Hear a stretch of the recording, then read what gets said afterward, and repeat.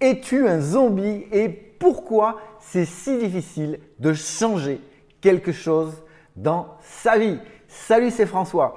Aujourd'hui, je t'invite tout de suite à t'abonner à cette chaîne parce que la prochaine vidéo va être connectée à celle-là. Ce seront les 10 étapes. Je vais te partager les 10 étapes nécessaires, essentielles pour régler tes problèmes définitivement, quels qu'ils soient. Donc, tu cliques sur la petite cloche pour avoir les notifications également.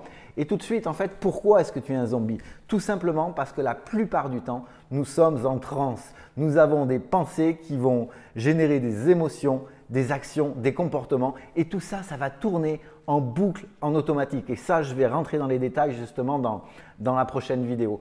Et le problème par rapport à ça, c'est que nous n'avons aucun contrôle si on ne fait rien de spécifique, si on ne fait rien de particulier. Et on laisse en fait totalement le pouvoir d'une part à l'extérieur et d'autre part à nos programmes automatiques qui se sont créés, qui se sont générés parfois depuis de nombreuses années.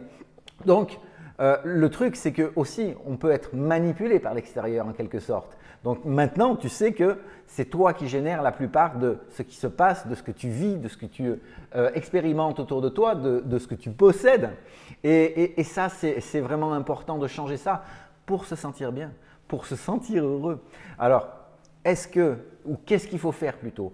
La gestion des émotions, c'est quelque chose d'important parce que vraiment, je ne sais pas, mets-le en commentaire. Est-ce que toi, tu as l'habitude de réagir comme les chiens de Pavlov, de réagir par rapport à une émotion et tu vas enclencher justement ce processus de zombie, ce processus de stress où tu vas être toujours en réaction par rapport à l'extérieur.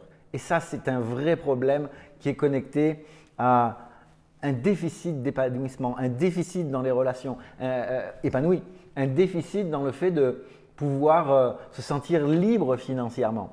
Donc, je vais aussi dans la description et ici te mettre le lien sur 2 vidéos. Dépendance émotionnelle, il y a 2 moyens de vivre sa vie. Je t'invite vraiment à regarder ces vidéos parce que ça va peut-être te faire avancer et j'espère sincèrement que ça va te faire avancer.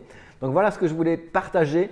Aujourd'hui, en conscience, penses-tu être totalement autonome, totalement indépendant dans tes actions, dans tes comportements ou est-ce que l'extérieur va avoir du pouvoir sur toi et justement